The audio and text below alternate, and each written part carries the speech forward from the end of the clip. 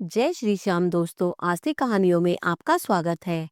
आज हम आपको कथा सुनाएंगे भक्तों में भक्त स्वामी राम तीरथ जी महाराज की, जो जब भी अपने कान्हा को स्नान कराते तो कान्हा प्रत्यक्ष उनके सामने प्रकट होकर उनसे घंटों बातें करते थे। स्वामी राम तीर्थ जी महाराज का जन्म गांव मुरलीवाला, जिला गुजरांवाला, पंजाब में हुआ था। हीरानंद जी के यहाँ स्वामी जी के पिता गोसाई हीरानंद जी एक कर्मकांडी विद्वान और सदाचारी ब्राह्मण थे। वे सीधे साधे भगवत भक्त थे।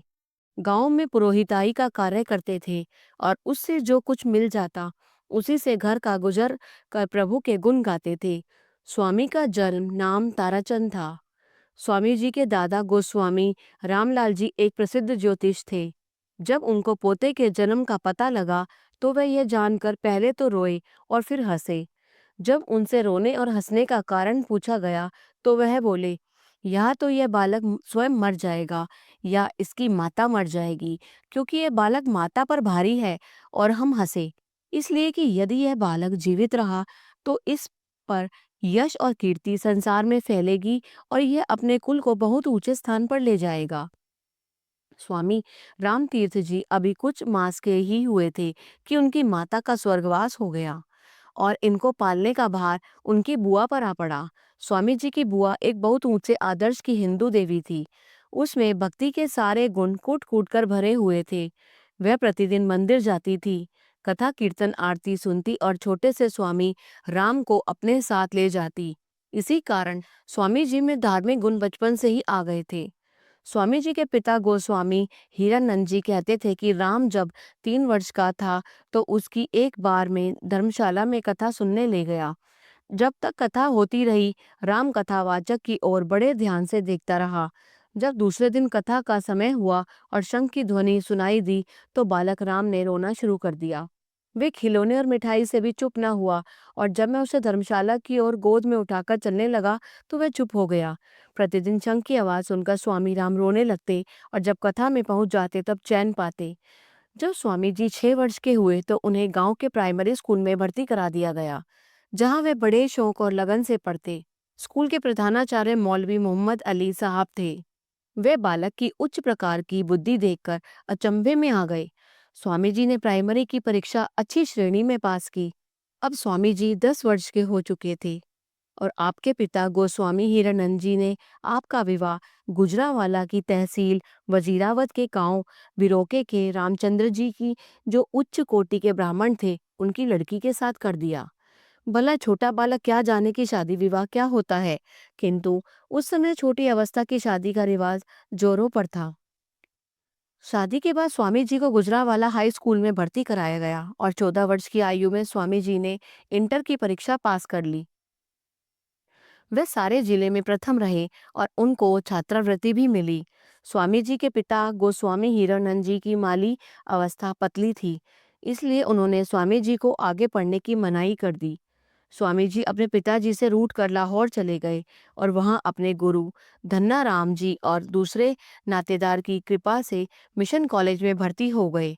वहां उन्हें वजीफा भी मिलने लगा। एक बार वजीफे के रुपए से स्वामी जी ने कॉलेज की पुस्तकें खरीद ली। अब जब उन्होंने हिसाब लगाया तो उनके लिए केवल 3 पैसे प्रतिदिन के लिए बचे। स्वामी सोच में पड़ गए। उन्होंने विचारा कि प्रभु मेरी परख कर रहे हैं। एक फकीर भिखारी भी 2-3 पैसे में प्रतिदिन गुजारा कर लेता है, तो मैं क्यों नहीं कर सकता। उन्होंने 2 पैसे की दाल रोटी दोपहर को और 1 पैसे की दाल रोटी सायंकाल को खानी शुरू कर दी। एक दिन होटल वाला बोला, तुम 1 पैसे की रोटी के साथ दाल मुफ्त में खा जाते हो, जाओ, मैं 1 पैसे की रोटी नहीं देता। यह सुनकर स्वामी जी ने निर्णय किया कि जब तक अगले वजीफे के रुपए नहीं मिल जाते, मैं एक समय ही खाया करूंगा। उनका शरीर बीमार रहने लगा। 2 समय पेट भरकर खाना भी नहीं मिलता था। एक दिन उसने घर पर चोर आए और घर के सब बर्तन और सामान लेकर चलते बने। इस पर स्वामी जी के मुख पर तेज बरसता था। कॉलेज में पढ़ते पढ़ते वैराग्य और भक्ति की ऐसी नदियां बहाते कि सुनने वाले प्रोफेसर और दूसरे लोग दंग रह जाते। स्वामी जी की बीमारी का चर्चा मुख्य प्रोफेसर के पास पहुंची। उन्होंने स्वामी को बोर्डिंग में स्थान दे दिया और 5 जुलाई को एक पत्र में जो उन्होंने लाहौर से अपने गुरु धन्नामल जी को लिखा, उसमें उन्होंने अपनी गरीबी का चित्र खींचा। लिखते हैं, कल रात जब मैं दूध पीने गया तो मेरी जूती का एक पाँव किसी ठोकर से गंदी नाली में जा गिरा। नाली में पानी तेजी से चल रहा था। 2 लड़कों को एक पैसा देकर ढूंढने के लिए कहा, किंतु उनको भी नहीं मिला। मेरे घर में एक पुरानी जनाना जूती पड़ी थी। दूसरे दिन अपनी जूती का एक पाँव और जनानी जूती का दूसरा पाँव पहनकर कॉलेज गया। मेरी जूती पुरानी हो चुकी थी। आज 9:15 आने में एक नया जोड़ा जूतों का खरीद लिया। बीए की परीक्षा के लिए स्वामी जी के पास रुपए नहीं थे। हिसाब के प्रोफेसर गलब्रसन ने कॉलेज में आपके हाथ में एक कागज की पुड़िया दे दी। घर आकर स्वामी जी ने उसे खोला तो उसमें दाखिले के लिए 30 रुपए मिले। स्वामी जी बीए में पंजाब भर में प्रथम आए। आपको 60 रुपए प्रति मास वजीफा और 50 रुपए नगद पारितोषिक मिला।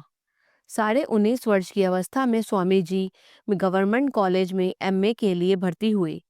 स्वामी जी तंगी की अवस्था में कमेटी की रोशनी में गली में पड़ते थे। सादा कुर्ता पायजामा पहनते थे और जो उन्होंने अपने पड़ोसी दर्जी से 2 रुपए में और 2 पैसे कम में लिया था। वे संसार की किसी वस्तु पर भरोसा नहीं रखते थे। वे मानते थे कि जो लोग केवल परमात्मा पर निर्भर हैं और मन से सच्चे साधु हैं, ऐसे महापुरुषों के चरणों में ईश्वर की सारी सृष्टि झुकती है। सत्संग, उत्तम ग्रंथ और भजन बंदगी ऐसी वस्तुएं हैं जो प्राणी को संसार का राजा बना देती हैं। हमारे कुसंग से परमात्मा रुष्ट हो जाते हैं। एकांत ध्यान लगाने और थोड़ा खाने से परमात्मा हमारा संग और साथ देते हैं। खोजा तो बहुत बाहर भीतर, तुम आए अभी तक हाथ नहीं। न ना चरण छुए मस्तक से कभी, चरणों से छुआ ये माथ नहीं। क्या जीवन उस सुहागिन का जिसका सुहाग ही साथ नहीं। होकर सनाथ भी हूँ अनाथ, जिसके संग जीवन नाथ नहीं। स्वामी जी का कार्य करने में कुशल थे, कभी भी थकते नहीं थे। एमए की पढ़ाई पढ़ते भी थे और एक अंग्रेज लड़के की ट्यूशन भी करते थे। मिशन कॉलेज में हिसाब के प्रोफेसर और कॉलेज की परीक्षाओं के पर्चे देखते थे। आपने एमए की परीक्षा अच्छे नंबरों से पास कर ली। आपको मिशन कॉलेज में प्रोफेसर की नौकरी प्रति मास पर मिल गई। आप केवल 2 रुपए अपने पास रखते और शेष सारे रुपए गरीबों में बांट देते थे। उन्हीं दिनों स्वामी जी का प्रेम श्री कृष्ण चंद्र जी के साथ इतना हो गया कि उसका लिखना कठिन हो गया। आप प्रतिदिन गीता का पाठ किया करते थे। उन्हें दिन रात प्यारे कृष्ण की याद के सिवाय कुछ भी सूझता ही न था। हर समय मन में यही इच्छा रहती थी कि प्रभु श्याम सुंदर के दर्शन कब होंगे। जहाँ भी कभी वंशी की ध्वनि सुनते बेहोशी में चले जाते। एक बार दरियाए रावी के दूर एक वन में घूम रहे थे कि आकाश में काले काले बादल छा गए। आप काले बादलों को देखकर कहने लगे, ए कृष्ण, ए घनश्याम, ये श्याम रंग का बादल आपके रंग का है। यह मुझे व्याकुल कर रहा है। प्यारे, इतना क्यों तरसाते हो? बताओ तो सही, कौन सी कुंज में छुपे हो? क्या आपके दर्शन नहीं होंगे? आपके लिए मैंने संसार को ठुकरा दिया। अब भी यदि दर्शन न दोगे तो मैं अपने इस शरीर का समाप्त कर दूंगा। ए कृष्ण, हे कृष्ण, कहते कहते बेहोश होकर पृथ्वी पर गिर पड़े। कुछ दिनों बाद स्वामी जी लाहौर में ही नंद गोपाल के मंदिर में कथा सुन रहे थे और थोड़े मिनटों बाद आप जोर जोर से रोने लगे। पंडित जी ने दिलासा भी दिया और रोने से मना भी किया, पर कुछ न कुछ पंडित जी को कथा बंद करनी पड़ी। कथा सुनने के बाद स्वामी जी यही कहने लगे कि ए कृष्ण, मुझ पर कृपा करो, मुझे दर्शन दो। क्या मैं किष्किंधा के वानरों से भी गया गुजरा हूँ? क्या मैं बिलनी से भी गया गुजरा हूँ? यदि आप न मिले तो अग्नि में जाए या पढ़ाई और ज्ञान, मेरी बढ़ाई और इज्जत भाड़ में जाए या शरीर भी। गर्मियों की छुट्टियों में आप प्रातःकाल ही उठकर रावी नदी के किनारे चले जाते। एक बार वहां श्री कृष्ण के ध्यान में बैठे थे कि कोयल की आवाज सुनकर आपका ध्यान कोयल की ओर चला गया और बोले, अरे कोयल, तेरी आवाज में यह मिठास कहाँ से आई? क्या तूने बंसरी वाले को देख लिया है? क्या ये आवाज उनसे उधार मांग कर लाई है? तूने तो प्यारे शाम को भी देख लिया होगा। सच बता, वे हमें कैसे और कब मिलेंगे? अरे आँखों, यदि तुम श्याम को नहीं देख सकती तो अभी ही फूट जाओ। दूसरे दिन वहीं पहुंचे और बोले, हे भगवान, एक दिन और व्यतीत हो गया और तुम्हारे दर्शन नहीं मिले। इस जन्म में तो कोई पाप नहीं किया, फिर मुझे दर्शन क्यों नहीं हो रहे? यह कहते बेहोशी में चले गए। आंखों से आंसू नदी के प्रकार बहने लगे। जब जरा आंखें खुली तो एक काला नाग आपके सामने आकर खड़ा हो गया। आप उसको देखते ही कृष्ण कृष्ण कहकर उसकी ओर चले और बोले, महाराज, आपने इस रूप में दर्शन दिए। जब होश में आए तो फिर कहने लगे, नाथ, आप मिले तो सही, पर मैं तो आपकी श्याम सुंदर मूर्ति के दर्शन करना चाहता हूँ। उसी समय आपके एक पुराने मित्र आ गए और बोले, गोसाई जी, धन्य है वह माता जिसने आप जैसा पुत्र उत्पन्न किया। स्वामी जी होश में आकर चिल्लाने लगे, अरे, वे मेरा प्यारा कहाँ गया? अभी तो मेरे सामने खड़ा था। मित्र बोला, गोसाई जी, जिसको आप ढूंढ रहे हो वो तो आपके हृदय में बसा हुआ है। ये सुनकर आपने अपने सारे वस्त्र फाड़ डाले और हृदय स्थान को नोचने लगे। खून निकल आया और बोले, अरे मनमोहन, यदि तुम हृदय में हो तो कहाँ आ जाओगे? अभी आपकी खोज करता हूँ। यह देखकर मित्र ने आपके हाथों दोनों हाथों को पकड़ लिया और बोला, महाराज, जरा शांति करो, वे आपको अवश्य मिलेंगे। गोसाई जी बोले, क्यों नाथ, क्या बाहर आ गए हैं क्या? यह कहकर फिर बेहोश हो गए। सायकाल वापस आ गए। अब छुट्टियां भी समाप्त हो गई। इसके कुछ समय बाद आप मथुरा वृंदावन अपने प्यारे के दर्शन के लिए गए। वहां पर कृष्ण का नाम सुनते ही आपकी समाधि लग जाती। उन्हीं दिनों की एक घटना स्वामी जी ने स्वयं कही है कि आज हमारे गोलू या श्री कृष्ण ने स्नान करते सब खूब समय दर्शन दिए। हम एक दूसरे को खूब घुट घुट कर गले मिले। थोड़े समय के बाद वे हाथ पर हाथ मार चले गए और मुझे मेरे हाल पर ही छोड़ गए। इस प्रकार स्वामी राम तीर्थ जी महाराज ने आजकल के समय में श्री कृष्ण भक्ति और दर्शन का एक आदर्श दिखलाया है। एक बार द्वारिका के जगत गुरु शंकराचार्य जी लाहौर आए। श्री स्वामी जी उन दिनों सनातन धर्म सभा लाहौर के बहुत बड़े कार्यकर्ता थे। उनकी वेदांत की कथाओं का स्वामी जी पर गहरा प्रभाव पड़ा। जब भी समय मिलता वे वेदांत विचार में खो जाते। अब वे शीशा मोती बाजार लाहौर से कूचा हर चरण की पौड़ियों वाले घर में अपना सारा समय एकांत में गुजारते। इस वेदांत विचार और एकांत अभ्यास से स्वामी जी का हृदय यहाँ तक रंग गया कि उनको संसार से वैराग्य आने लगा। अब वह नौकरी से भी दिल चुराने लगे। वे नौकरी का त्याग करने पर तुल गए। कुछ भक्तों ने मनाई भी की कि आप बाल बच्चे वाले हैं, गुजारा कैसे चलेगा? आपने उत्तर दिया कि नौकरी करना तो नौकरों का काम है, मैं स्वयं बादशाह हूँ, और वो भी राम का। ना मैं नौकर हूँ, ना मेरा कोई मालिक है। अब स्वामी जी लाहौर का त्याग कर हरिद्वार से आगे पहाड़ों में जाकर भजन करना चाहते थे। रुकावट इस बात की थी कि पत्नी और दो बच्चों को कहाँ छोड़ जाए। एक दिन प्रातःकाल रावि स्नान को जा रहे थे कि एक सफाई कर्मचारिणी झाड़ू लगा रही थी। आप पर मिट्टी पड़ी क्योंकि आप सड़क के बीचों बीच चल रहे थे। आप बोले, बहन, देख के झाड़ू क्यों नहीं लगाती? आगे से उत्तर मिला, भैया, तुम बीचों बीच क्यों चल रहे हो? एक और होकर क्यों नहीं चलते? स्वामी जी बोले, बस बहन, समझ गया, अब एक और ही चलूंगा। उसी समय घर वापस आ गए और वन में जाने का निश्चय कर लिया। धर्मपत्नी को साथ ले जाने को राजी नहीं हुए। जब उसने बहुत विनती की तो बोले, यदि आप कह दो तो मेरा पति राम तीर्थ मर गया और दोनों लड़कों में से एक को अनारकली बाजार के एक किनारे पर और दूसरे को दूसरे किनारे पर भीड़ भाड़ में छोड़ दो, तो तुम मेरे साथ जा सकती हो। धर्मपत्नी ने ऐसा ही किया। दूसरे दिन लोगों की भीड़ स्वामी जी के घर के चारों ओर इकट्ठी हो गई। कॉलेज के लड़के और कीर्तन मंडलियां स्वामी जी के आगे आगे गाती बजाती गई। लोग स्वामी जी पर फूलों की वर्षा कर रहे थे। प्लेटफॉर्म पर लाखों की भीड़ ऐसी दिख रही थी कि जैसे मनुष्यों के सिर का समुद्र ठाठे मार रहा हो। लाहौरों से स्वामी जी हरिद्वार पहुंचे और धर्मपत्नी को कहा कि रुपए, सोना, चांदी सब गंगा में फेंक दो। उसने आज्ञा का पालन किया। अब स्वामी जी एकांत में उपासना करने लगे। एक रात किसी को बताया कि बिना चुपचाप उत्तरकाशी की ओर चल दिए। स्वामी जी को न देखकर उनकी धर्मपत्नी बीमार हो गई। स्वामी जी वापस आ गए पर धर्मपत्नी बीमार ही चलती रही। स्वामी जी ने नारायण स्वामी जी को, उनके शिष्य थे, उनकी आज्ञा की और उनके धर्मपत्नी को मुराली वाला उनके पिता गोसाई हीरानंद जी पर छोड़ दिया जाए। नारायण स्वामी ने आज्ञा का पालन किया और फिर वापस आकर स्वामी जी की सेवा में लग गए। स्वामी जी टिहरी गढ़वाल पर पहुंचे तो आपके साथ राय बहादुर लाला वैजनाथ रिटायर्ड जग आगरा भी थे। स्वामी जी को गोड़ियां चट्टी के वन में एकांत में भजन करते। भोजन की व्यवस्था कम थी। 4 दिन से भोजन नहीं आया था। स्वामी जी ने नारायण स्वामी से पूछा कि तुम्हारे पास कुछ रुपया सोने की कोई वस्तु है? नारायण स्वामी ने एक सोने की अंगूठी दिखाई। स्वामी जी ने झट उसे गंगा जी में फेंकने की आज्ञा दी। आज्ञा मानी गई। बस उसके थोड़े घंटों के बाद टेहरी महाराज वहां से शिकार के लिए निकले।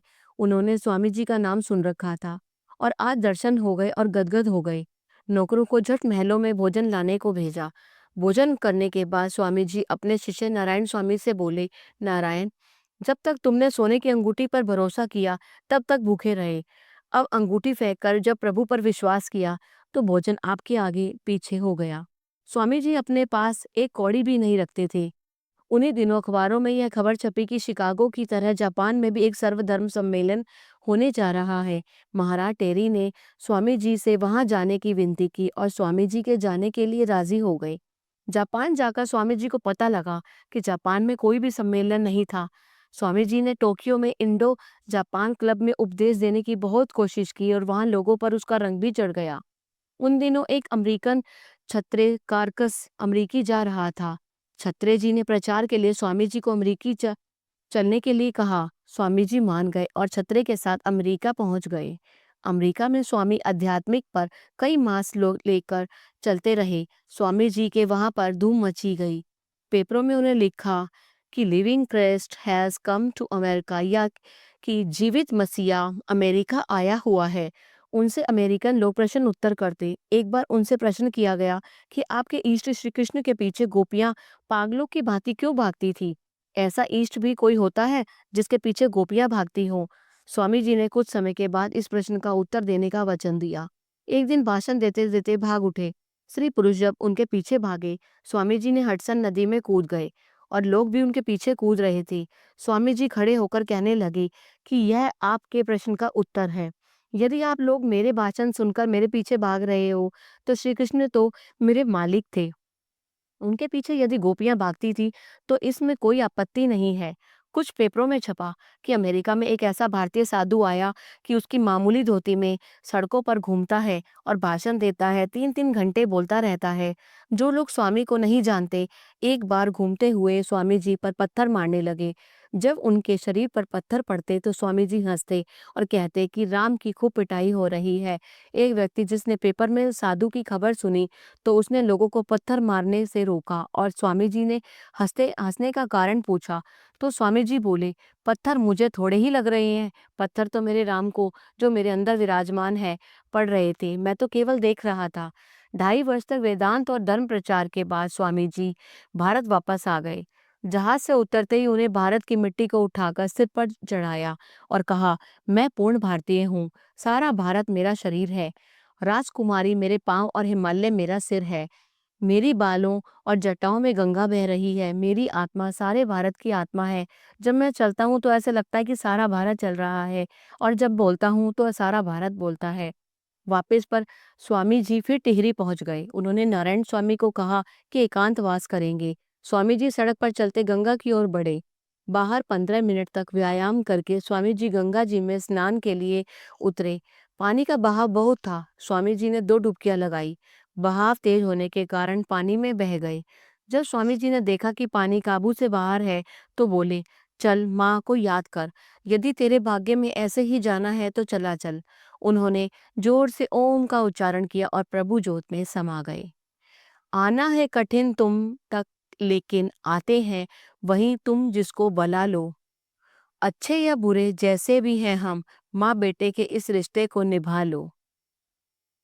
अगर आपको ये कथा पसंद आई तो कृपया करके इसे लाइक कीजिए और शेयर कीजिए और कमेंट में जय श्री कृष्ण लिख के उसका अभिवादन कीजिए। जय श्री श्याम।